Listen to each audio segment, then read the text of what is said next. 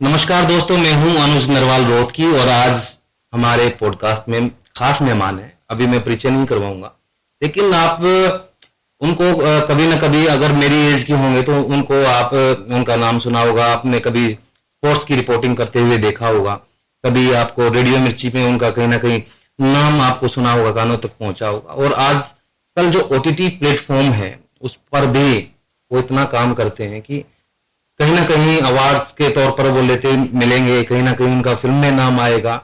और पीछे, क्योंकि पर्दे पे हम फिल्म देखते हैं, लेकिन पीछे का जो प्लान करते हैं, कंटेंट को देखते हैं, तो वो एक बड़ा काम हो जाता है। क्योंकि हम तो सिर्फ देखते हैं, लेकिन उससे पहले बहुत सारी चीजें मैनेज करनी पड़ती हैं। हमारे साथ हैं नितिन साहब, जो OTT प्लेटफॉर्म है चौपाल, उनके कंटेंट हेड है। पूरा कंटेंट आपके उससे ही जाता है। सर, मैं अब जैसे नितिन जी, पहले तो स्वागत है आपका हमारे podcast. Thank you so much. और आप पंजाब से आते हैं, जालंधर से आते हैं। हमने पॉडकास्ट से पहले इनसे बात की थी। और सर की अच्छी बात यह है कि क्रिकेट, इनकी जो जर्नी है ना, मतलब अजीब तरीके से ऐसे मोड़ खाती है, उधर जाती है, फिर वापस आ जाती है।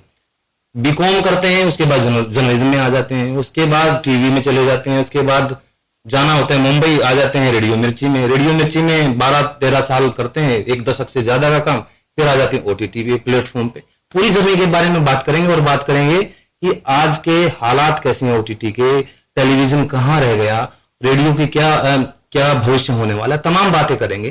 सर, स्वागत है। शुरुआत मैं इस चीज से करूंगा। जी। आप जालंधर से आते हैं, बीकॉम से, आपने कहा कि बनिया परिवार से हैं। वहाँ बीकॉम तो सीधी सी बात यहाँ तक तो समझ में आती है, लेकिन पत्रकारिता में करके फिर रिपोर्टिंग करना, फिर सारी तमाम चीजें करना, तो ये कैसे कैसे हालात बने आपके?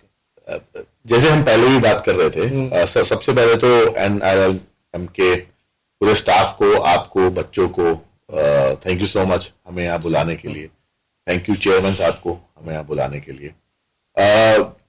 सर, जैसे हम लोग पहले भी बात कर रहे थे ना कि जो कहानी आप लिख के लाए हैं ऊपर से, जो आपके लिए स्टोरी लिख दी गई है, वो कोई बदल नहीं सकता। वो कितनी एक्साइटिंग है ये आपको ही पता होता है। कितने उतार चढ़ाव हैं, कितने मोड़ हैं, वो जो जीवन व्यतीत कर रहा है उसको पता है।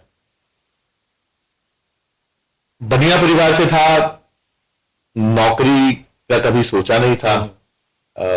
My father is a businessman और उनका ऑटो पार्ट्स का काम है जलंधर में, काफी पुराना काम है। तो वो था कि वही संभालेंगे, लेकिन कहानी में कुछ ट्विस्ट था। कहते हैं तकदीर को मंजूर नहीं था। तकदीर को शायद मंजूर नहीं था। जिस तरीके से हम बात कर रहे थे कि इतना उतार चढ़ाव होता है, कई बार जीवन में हम सोचते कुछ है, होता कुछ और है। जैसे आपने कहा कि शुरुआत आपने बीकॉम से किया, और उसके बाद जर्नलिज्म, और उसके बाद टेलीविजन, फिर रेडियो, और फिर यहाँ OTT। तो ये उतार चढ़ाव जो होता है, तो उसमें कई बार ऐसा होता है कि आदमी, यार छोड़ दो, ये मुझे करना ही नहीं था, ऐसी चीजें होती हैं। और कोई अच्छी चीज मैं अनुभव में साझा करवाना चाहता हूँ बेसिकली, ताकि हमारे बच्चों को और जो ये पॉडकास्ट देख रहे हैं तो उनको फायदा मिल सके। जैसे मैंने बताया ना, मैं जब ग्रेजुएशन कर रहा था, थिएटर शुरू कर दिया था। साथ में जलंधर में हमारे एक इफेक्ट स्टूडियो के नाम से एक स्टूडियो था। सुनील तनेजा डायरेक्टर थे, जो पंजाबी गानों के वीडियोस बनाते थे। तो उनके साथ लग गया, मैं उनको असिस्ट करने लग गया। वो तकरीबन 3 सालों में 100 के करीब वीडियोस मैंने उनको असिस्ट किए। तब काम बहुत ज्यादा होता था वीडियोस का, तो ना वो काम नहीं लगता था, वो एक शौक बन गया था। और वो शौक बन गया था, लेकिन तब भी ये था कि दुकान पे ही बैठना है, कि पापा का बिजनेस संभालना है। वो शौक तब प्रोफेशन में तब्दील हो गया, वो पता नहीं लगा। मेरे ख्याल से वो वही चीज है, वो कहते हैं ना कि एक चीज हम बड़े शौक से करते हैं। जब हम किसी चीज को शौक से करते हैं तो वो आपको काम नहीं लगता, फिर आप उसमें रूठ जाते हैं, आप दिन रात उस पर लगा देते हैं, फिर आप देखते नहीं है कि आप कितना काम कर रहे हो, फिर आप कैलकुलेट नहीं करते हो कि मुझे इसके एवज में क्या मिल रहा है, राइट। हालांकि हम कुछ भी आज की तारीख में कर रहे हैं, उसके एवज में बहुत कुछ मिल रहा है, बहुत कुछ मिल रहा है। एक्सपीरियंस सबसे बड़ी चीज है। मैं हमेशा समझता हूं कि पैसा तो बाद की बात है, पैसा पेट के लिए जरूरी है, लेकिन लाइफ के लिए एक्सपीरियंस बहुत जरूरी है।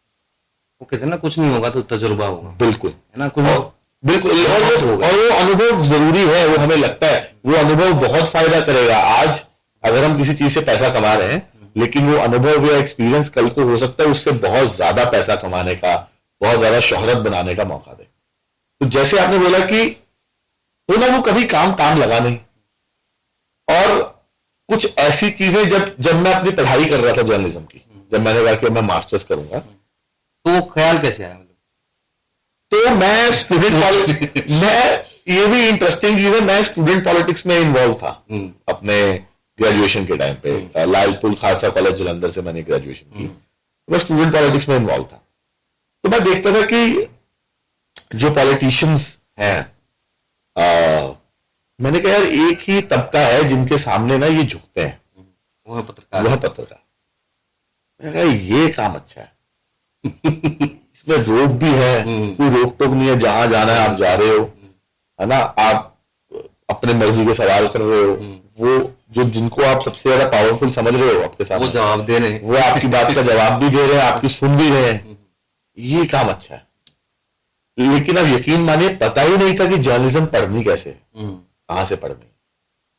जब तक होश आई, ग्रेजुएशन खत्म हुई, जब तक होश में आए, तब तक पता लगा कि जितने भी यूनिवर्सिटीज कॉलेजेस हैं सब में कोर्स बंद हो चुका है, बंद ऐसा हो चुका है कि एडमिशंस बंद हो चुके हैं, ये एंट्रेंस हुआ, सीट भर गई, अब तो क्या करोगे।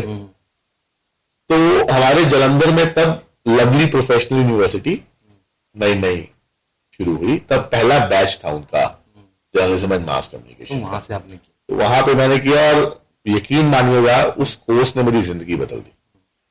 मैं ये मानता हूं उस कोर्स ने मेरे यहाँ पे आशुतोष सर थे हमारे एचओडी मिश्रा जी। जी बिल्कुल, मैं भी पढ़ा हूँ।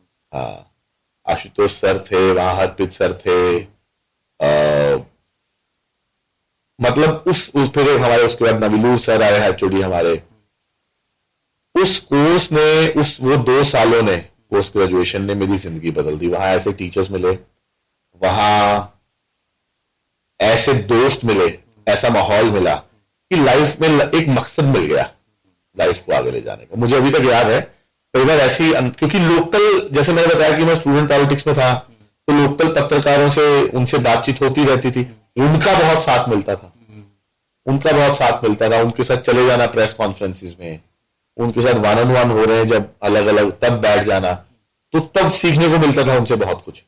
फिर मास्टर्स करके आपने ज्वाइन कर लिया? मास्टर्स के दौरान पहले मैंने इंटर्नशिप की थी IBN 7 में, उसके बाद मैंने थोड़ी देर काम किया वहां पे। फिर मेजर जो कहते हैं कि नौकरी या पेशा जब शुरू हुआ तो वो LPU से हुआ। फिर LPU में मैंने एज अ मीडिया ऑफिसर मैंने ज्वाइन किया था 2009 में, 1 सितंबर 2009, मुझे अभी तक याद है। और इन्हीं दिनों की बात है। और मुझे अभी तक ये भी याद है कि जब मैंने LPU ज्वाइन किया तो पहले 2-3 महीने मेरे पास कोई काम ही नहीं था। कमाल। मिस्टर अमन मित्तल, अमन सर, जो वो मेरे समय गाइड, मेंटोर, अभी तक मैं उनसे हर चीज की गाइडेंस लेता हूं। तो मुझे याद है उन्होंने जब तो KRAs इंट्रोड्यूस किए यूनिवर्सिटी ने कि एम्प्लॉयज को KRAs देंगे, तो आई थिंक दिसंबर जनवरी की बात है। तो मेरे को सर कहते, अमन सर कहते, यार मेरे पास तो कोई KRA ही नहीं है तुझे देने को, तो क्या करेगा।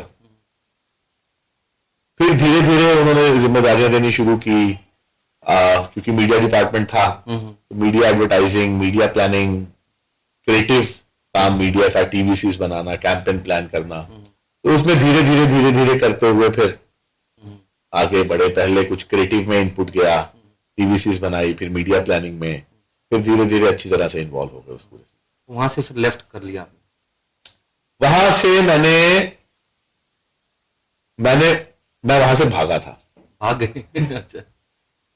मैं वहां से भागा था, और उस चीज को लेके अमन सर बहुत नाराज भी हुए थे मेरे से।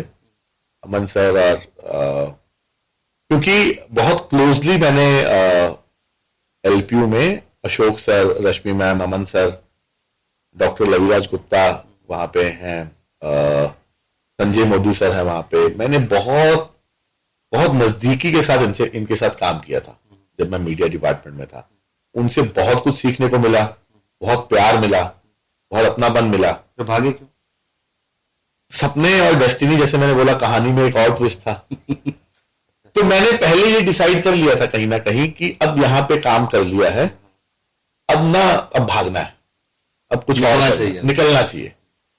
अब वो मुझे पता था कि मैं यहां से निकल ऐसे नहीं सकता हूं, क्योंकि मैं थोड़ा ऐसा इंसान हूं कि अगर मुझे कोई प्यार से थोड़ा इमोशनल कर दे किसी चीज को लेके, तो फिर मैं रुक जाता हूं। मेरी ये थोड़ी दिक्कत है। तो मैंने कहा कि अगर मैं उनके साथ नेगोशिएट नहीं करना चाहता था किसी भी चीज को, क्योंकि उनका उस एलपीयू का बहुत बड़ा योगदान, वो चाहे उनका कंट्रीब्यूशन चाहे मेरी एजुकेशन के टाइम पे हो या बाद में मेरी जॉब के टाइम पे, बहुत बड़ा उनका कंट्रीब्यूशन मेरी लाइफ में है।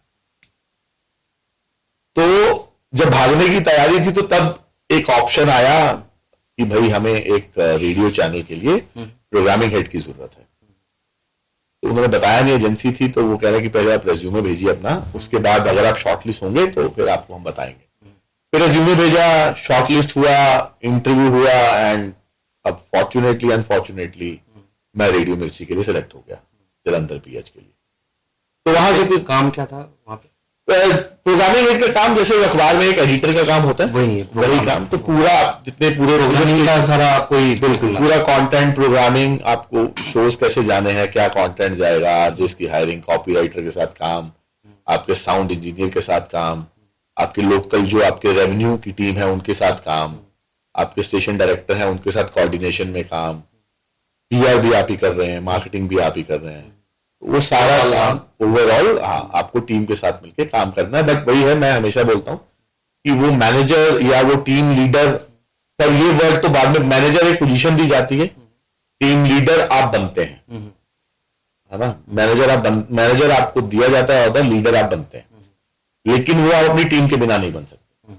फिर से मेरी जो की तरह ही है, एब्सोल्युटली बिल्कुल सही कहा आपने। तो वो मेरी जो जलंधर की भी रेडियो मिर्ची की कोर टीम थी उस समय, बहुत कुछ सीखा उनसे, बहुत कुछ सीखा। कितना साल रहे फिर जलंधर में? सर मैं 2011 दिसंबर में ज्वाइन किया, 2012, 13, 14, 15, 16, फिर 16 में मैं आ गया। हालांकि उस दौरान बीच में हमने मिर्ची म्यूजिक अवार्ड्स पंजाबी इंट्रोड्यूस किए, पहला साल जलंधर में हुआ। फिर 2015 में हमने अमृतसर स्टेशन लॉन्च किया मिर्ची का, साथ में अवार्ड्स का सीजन था दूसरा। 2015 में अमृतसर लॉन्च किया, पटियाला स्टेशन लॉन्च किया। 2016 जनवरी में हमने शिमला स्टेशन लॉन्च किया। फिर 2016 में मैं चंडीगढ़ आ गया था। तो चंडीगढ़ में तब थर्ड फेज की बिडिंग हुई थी रेडियो की, तो हमें चंडीगढ़ की फ्रीक्वेंसी मिली थी। तो अगस्त में फिर हमने चंडीगढ़ लॉन्च किया था। तो फिर मेरे पास पूरा अपर नॉर्थ था, तो चंडीगढ़ लॉन्च किया, फिर जम्मू लॉन्च किया 2017 में, फिर 2018 में श्रीनगर लॉन्च किया। तो श्रीनगर लॉन्च करने के बाद 2018 में फिर मैं दिल्ली शिफ्ट हो गया था मिर्ची में। फिर मेरे को दिल्ली, राजस्थान ये मार्केट मिली थी, क्योंकि दिल्ली सबसे बड़ी मार्केट है इन टर्म्स ऑफ रेवेन्यू। तो काफी टाइम लगाया वहां पे आप? फिर दिल्ली में, फिर दिल्ली में मैं काफी देर रहा। फिर 2023 में लास्ट जब मैंने मिर्ची छोड़ा, तो मैं नेशनल स्ट्रेटेजी है। भागे या फिर नहीं भागा नहीं, वो वही था कि सी अगेन मिर्ची ने जो मुझे अपने पर्सनल जीवन में, प्रोफेशन में जो दिया, उसका भी मैं शायद, आई डोंट नो कि मैं उनका कभी वो वापस दे पाऊंगा कुछ। क्योंकि मैं एक चीज में बहुत, मेरे ऊपर वाले की कृपा रही कि जो भी लोग मिले जीवन में, माँ बाप तो होते ही हैं, आपकी फैमिली, आपके कलीग्स, आपके दोस्त, कंपनीज अब तक जो भी मिली, उन्होंने लाइफ को हमेशा सही राह पे ही भेजा, कुछ जीवन में कुछ ऐड ही किया।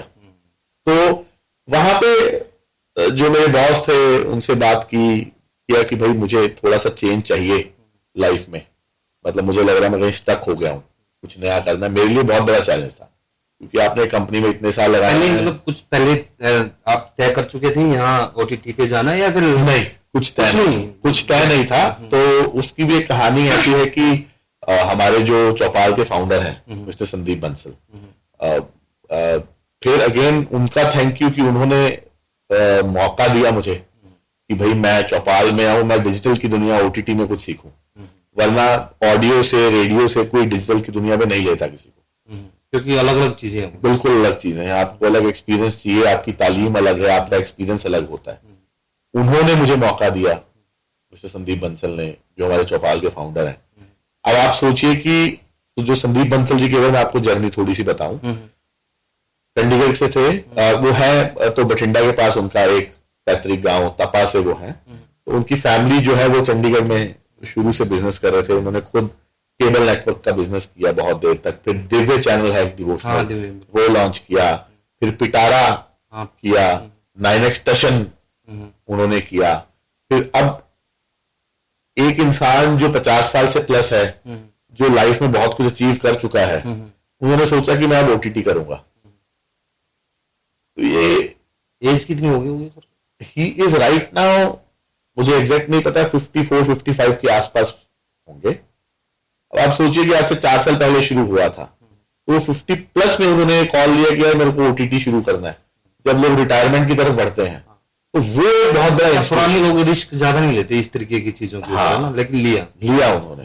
वो एक बहुत बड़ी इंस्पिरेशन थी यार कि इस उम्र में, इस एज में ऐसा सोच रहे हैं, तो हमारे लिए तो फिर OTT में उन्होंने एक दिन मेरे को कॉल किया। वो नोएडा आए हुए थे, मैं नोएडा ऑफिस में ही था मिर्ची के, कि मिलना है। तो उन्होंने मुझे बताया कि ऐसे ऐसे है। तो मैंने कहा मैं आपको कोई बताता हूं बंदा। कह रहे नहीं, you think about yourself if you want to join. फिर सोचा, काफी सोचा, कि मैं बोला चलो ये भी तालीम लेने चलते हैं। अभी तक तालीम ली है, अभी तक एजुकेशन ली है अलग अलग चीजों की, तो इसकी भी एजुकेशन लेते हैं। तो क्या अंतर पाया सर OTT तो दुनिया बहुत अलग है। यहाँ की जो लर्निंग पिछले 2.5 साल की है, वो मतलब ऐसा लग रहा है कि भाई 10 साल से सीख रहे हैं। इतना ज्ञान, इतनी नॉलेज और इतने इनपुट्स मिले हैं। कंटेंट हो, मार्केटिंग हो, OTT काम कैसे करता है, because at the end of it's a tech game. तो ये सारा आपने अनुभव बताया। इस उम्र में तो इश्क करते हैं लोग। इश्क बहुत किया सर। अच्छा। इश्क बहुत किया। इश्क अपनी वाइफ से किया। अच्छा। लेकिन वो हमेशा कहती है कि मैं हमेशा तुम्हारी दूसरी या तीसरी बीवी हूं। तुम्हारी पहली बीवी तुम्हारा काम है, तुम्हारी दूसरी बीवी क्रिकेट है, और मैं तुम्हारी तीसरी बीवी। क्रिकेट के लिए भी निकाल लेते हो क्या टाइम? सर क्रिकेट देखना बहुत पसंद है, बहुत ज्यादा पसंद है। मैं कोशिश करता हूं कि जब भी मौका मिले मैं स्टेडियम में जाके मैच देखूं। टीवी पे तो कुछ नहीं छोड़ता हूं मैं। और अभी भी बहुत सारे मेरे दोस्त हैं जो खैर अभी तो नहीं खेल रहे। मेरे जो उस समय बैच के कुछ बंदे थे वो खेल रहे थे। लव मैरिज है या फिर अरेंज मैरिज? सर हमारी अरेंज कम लव होता है। दोस्त थे हम लोग, फिर आज उस रिलेशनशिप में आए। तो मुझे लगता है कि इश्क की जो परिभाषा है वो तड़प से शुरू होती है। जब अगर इश्क में तड़प नहीं है तो फिर इश्क का मजा नहीं आता। सुना दीजिए ना कुछ शायरी। शायरी तो सर इतना तो देखते हैं मैं खैर अपना लिखता भी हूँ। जी जी प्लीज। तो मैं आपको कुछ सुनाता हूँ, कुछ तो फायदा ले हम आपका। मैं आपको आप लोगों की इंटरव्यूज कर रहे हैं, हम आज आपका करेंगे इंटरव्यू। एक मैं सर, क्योंकि एक मैं मेरी कलम से इंस्टाग्राम पे कुछ लिखता रहता हूँ। जी जी। तो मैंने जब ये लिखना शुरू किया ना बहुत देर बाद, तो मेरी बीवी एक दिन मुझे मैसेज करके बोलती है कि लगता है तुम्हें कोई और मिल गया। अच्छा। तो मैं लिखा था, मैंने उन्हें लगा मुझे कोई और मिल गया, उन्हें लगा मुझे कोई और मिल गया, मेरी बातों में उन्हें कोई और दिख गया। कहता रहा मैं कि मेरी बातों में सिर्फ तुम बसते हो। कहता रहा कि मेरी बातों में सिर्फ तुम बसते हो। वो कहती इसीलिए अपनी बातों में आजकल तुम सिर्फ ताने कसते हो। अरे वाह वाह, बहुत बढ़िया बहुत बढ़िया। फिर मान गए? मानना तो सर तो एक दिन फिर मैंने उनसे पूछा कि आज क्या लिखूं। उन्होंने कहा आज रहने दो। मैसेज अभी भी मेरे पास है। फिर मैंने उस पर भी 2 लाइनें, मैंने कहा उसने कहा आज रहने दो, मैंने कहा दिल में रहने दो। बहुत खूब। तो ऐसा कुछ लिखते रहते हैं सर। मुझे भी एक शेर याद आ गया जी। वो पत्नियों के ऊपर ही है, मैं भी लिख लेता हूँ थोड़ा बहुत। जी तो करे है कि अपनी जिंदगी से मिलूं, जी तो करे है कि अपनी जिंदगी से मिलूं, छोड़कर सब तकल्लुफ बड़ी सादगी से मिलूं, बीबी की साड़ी, बच्चों की फीस, रसोई के खर्चे, इन सब से मिले फुर्सत तो मैं जिंदगी से मिलूं। क्या बात है, ठीक क्या है सर। बात है। तो हम आगे बढ़ते हैं सर। आपने कई बार अवार्ड्स मिले, सारी चीजें मिली, लेकिन सवाल ये है कि जब कोई भी, आप भी और आपके कोई भी और है, अवार्ड जब मिलता है तो उसमें हम कहें कि असली अवार्ड क्या है, कि एक जूरी ने दिया गया एक अवार्ड, या फिर जो तालियां मिलती हैं उसको आप ज्यादा तवज्जो देते हैं? सर हर किसी के लिए ना अवार्ड का एक अलग मायने होता है। देखिए, मैं इस चीज को मानता हूं, मैं किसी भी अवार्ड को छोटा नहीं कहूंगा ये बोल के कि भाई किसी ने आपको आपके काम की सराहना की अवार्ड देके, तो कि उसकी वैल्यू नहीं है। ये अलग अलग पार्ट मानते हैं। ये अलग अलग पार्ट मानता हूं। किसी ने हमें सम्मानित किया हमारे किसी काम को लेके, सिर मत्थे, वो हमारी टीम के लिए, हम सबके लिए एक बहुत बड़ा हौसला होता है। मैं अगर पर्सनल लेवल पे अगर सोचूं कि सबसे बड़ा अवार्ड क्या है, सबसे पहले जब आप एक टीम में काम करते हैं, अगर आपकी टीम खुश है तो वो सबसे बड़ा अवार्ड। अगर आपके बॉसेस आपसे खुश हैं तो उससे बड़ा अवार्ड कोई नहीं। और इन सब में जो हम सबका पर्पस है, वो चाहे हमारे बॉसेस हो, हमारी टीम हो या हम खुद हो, वो है कि जो हमारे व्यूअर्स हैं, जो भी हमारा कंटेंट कंज्यूम कर रहे हैं, वो खुश हैं, तो फिर पूरी कायनात जो है वो आपसे खुश है। वो पंजाबी में कहते हैं बल्ले बल्ले हो जाती है। तो बल्ले बल्ले हो जाती। तो आगे बढ़ते हैं सर कि जैसे जब चौपाल में आप पहुंचे तो वहां पे अब ओटीटी प्लेटफॉर्म बहुत सारे आ गए, तो सबसे बड़ी जो चुनौती थी, आपको क्या लगता कि यहाँ हम कैसे, कहते हैं ना कि हम शुरुआत कर रहे हैं, बहुत सारे बड़े प्लेटफॉर्म भी होंगे, तो वहां पे कैसे स्टैंड करेंगे? देखिए, एक तो जो एक हमारे लिए जो अच्छी बात है, and again all thanks to mister Sandeep Bansal जो हमारे फाउंडर हैं, कि हमारे पास जो पंजाबी फिल्मों का डेटा, जो कलेक्शन है, वो किसी के पास नहीं है। तो हम दुनिया के सबसे बड़े पंजाबी ओटीटी प्लेटफॉर्म, हरियाणवी में हम कूद पड़े हैं, भोजपुरी में भी हैं हम लोग। तो वो कंटेंट को लेके कभी चैलेंज नहीं था। पूरी टीम की समझ जो है, हमारे जितने लोग हमारी टीम में हैं, वो सब कोर पंजाब एरिया से जुड़े हैं। कंटेंट की समझ, मार्केट की समझ उनको अच्छे से है। जो दो सबसे बड़े चैलेंज थे, एक कि अपने बारे में लोगों तक ये पहुंचाना कि चौपाल क्या है, जो सबसे बड़ी चीज, क्योंकि बताना, नाम भी अच्छा है, गांव में तो ना चौपाल से जी, वो उसी थॉट से उन्होंने रखा। तो वो बात लोगों तक पहुंचानी कि ऐसा कुछ है कि आप अपने घर बैठ के आप फिल्में, वेब सीरीज देख सकते हैं, घरेलू कंटेंट देख सकते हैं। और दूसरा चैलेंज जो बहुत ही बड़ा है, जिसपे मैं चाहूंगा कि अगर मुझे कोई ऐसा बंदा सुन रहा है जो इस पे हमारी हेल्प कर सके, कोई ऑफिशियल सुन रहा है, तो वो है पायरेसी। पायरेसी एक बहुत बहुत बड़ा धब्बा है हमारे बिजनेस के लिए, हमारे काम पे भी बात करें। कभी ऐसा लगा कि आपको लगता है कि ये शायद ये डूब जाएगा, इन्होंने भी इस पे ना बना तो दिया, ये डूब जाएगा कोई इस तरीके से, और वो बिल्कुल हाई आप पहुंचा दे कि इन्होंने यार लोगों ने तो बड़ा पसंद सर, कुछ ऐसा हुआ कभी? तो क्या होता है, जब भी एक कंटेंट बनता है ना, तो हर किसी के अपने व्यू पॉइंट, राइट। बहुत बार ऐसा होता है, मैं वही बता रहा हूं, तो कोई चीज बन के आती है, कई चीजें ऐसी होती हैं जो आपकी टीम को बहुत पसंद होती है, लेकिन पब्लिक उसको ठीक ठाक पसंद करती है। और कुछ चीजें होती हैं जो, हमारी जैसी एक सीरीज थी शिकारी, उसके 2 सीजन आ गए। अच्छा, पंजाबी में? पंजाबी में।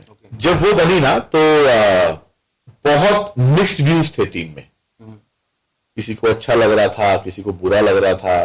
तो पहले फिल्म दिखा के आप वहां बिल्कुल टीम में देखते हैं, सब रिव्यू करते हैं, तो वो सीरीज है हमारी। तो वो जब देखा तो बहुत मिक्स्ड रिव्यूज थे, लेकिन पब्लिक ने बहुत ज्यादा पसंद किया, बहुत ज्यादा पसंद किया। उसमें नितिन कहाँ थे?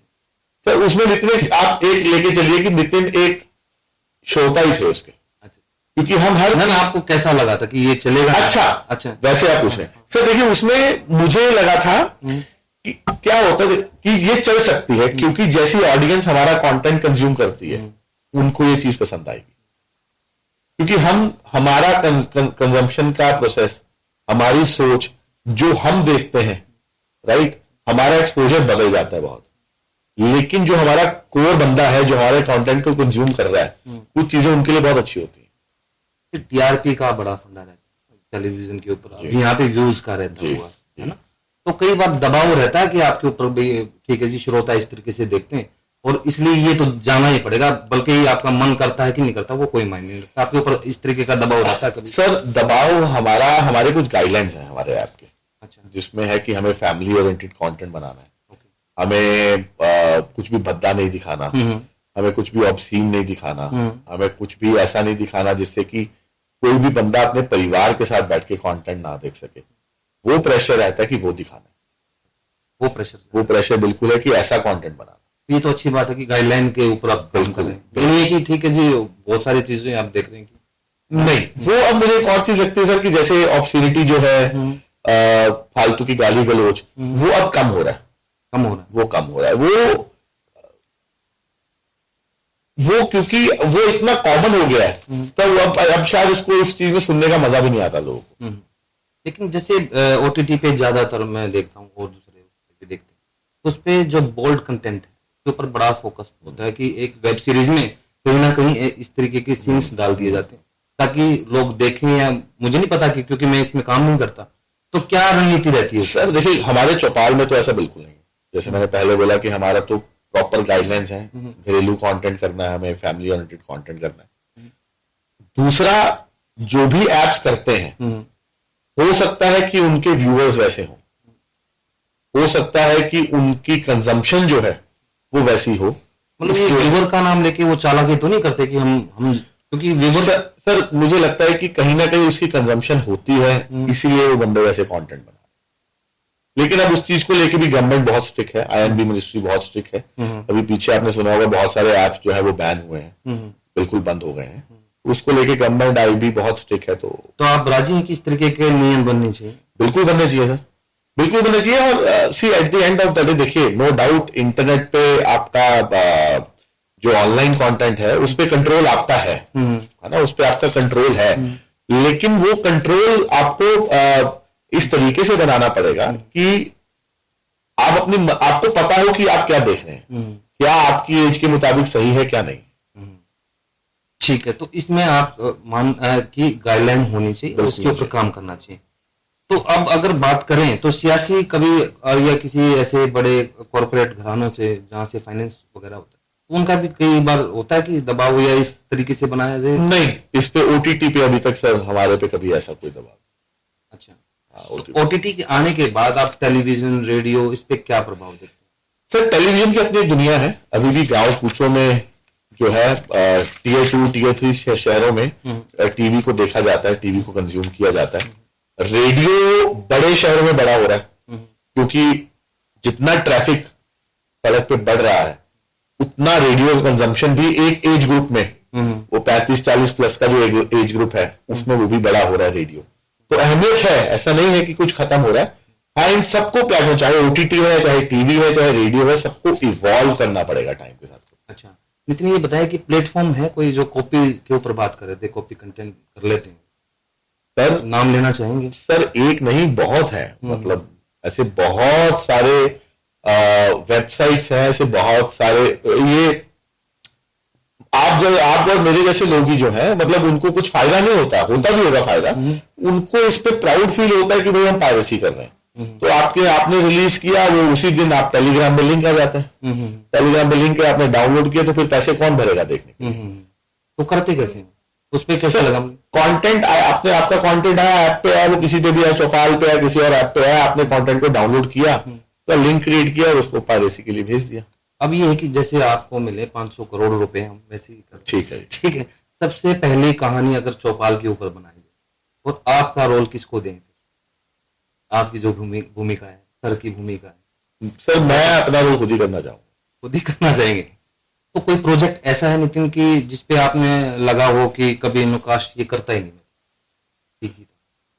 नहीं, ऐसा कुछ नहीं सर। हम बहुत सारी रिसर्च, बहुत देर, मतलब प्रोजेक्ट की स्टोरीज पे बैठ के, प्रोजेक्ट के आउटपुट को दिमाग में रख के, बहुत चीजों को दिमाग में रख के हम लोग प्लानिंग करते हैं। ऐसे बहुत सारे प्रोजेक्ट्स थे जो हमने शुरू किए। मतलब स्टोरी पे काम हुआ, प्लानिंग हुई, लेकिन हमें 2, 4, 5 महीने बाद लगा कि इसका आउटपुट ज्यादा बढ़िया नहीं होगा, फिर हमने ड्रॉप कर दिया। तो नितिन, आगे का क्या प्लान है? इस तरीके के रूप में देखना चाहते हैं चौपाल को? सर, चौपाल का प्लानिंग बड़ा सिंपल है, हमें घर घर पहुंचना है। घर घर चौपाल हमारा नारा है। इंडिया में एक और नारा है, आप भूल गए, वो कहते हैं कि माँ बोली में। माँ बोली चौपाल, बिल्कुल सर, माँ बोली हम पंजाबी भाषा को बड़ा कर रहे हैं, फैमिलीज तक पहुंचा रहे हैं, उसी से हम घर घर पहुंचेंगे चौपाल को लेके। और इंडिया में, फॉरेन में, हम सब जगह जितने पंजाबी बसे हुए हैं, जितने हरियाणवी भाई बसे हुए हैं, जितने भोजपुरी भाषा को प्यार देने वाले बसे हुए हैं, हम उनके लिए कंटेंट बनाना चाहते हैं ताकि वो परिवार के साथ बैठ के देख सकें। नए लोगों के लिए क्या मैसेज है कि जो नए लोगों के लिए सर बहुत अपॉर्चुनिटीज हैं चौपाल में। आप आइए, आपके पास स्क्रिप्ट है, आप आइए, आप एक्टिंग करना चाहते हैं, आप हमारे इंस्टाग्राम पेज को फॉलो कीजिए, उसमें हम बताते हैं कि कब ऑडिशंस हो रहे हैं, कैसे हो रहा है। हम चाहते हैं नए लोगों के साथ काम करना। अभी हमने रिसेंटली एक वेब सीरीज हमारी बहुत बढ़िया चल रही है, 84 तो बाद, जिसमें जो फेक पुलिस किलिंग्स जो 84 के इंसिडेंट के बाद जो हुई, लेट 80s में, 90s अर्ली में, उस पे जो हमारे डायरेक्टर है, इज वेरी यंग।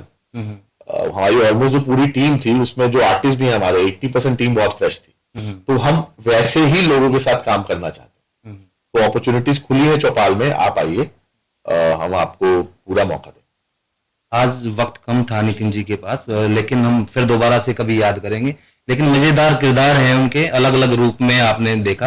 और कमेंट बॉक्स में जरूर लिखिएगा कि उनसे कभी आगे मिलेंगे तो तब वो सवाल हम आप जरूर करेंगे। ये पॉडकास्ट कैसा लगा, कमेंट बॉक्स में लिखिएगा। नमस्कार, आपका धन्यवाद। Thank you so much, thank you sir, thank you.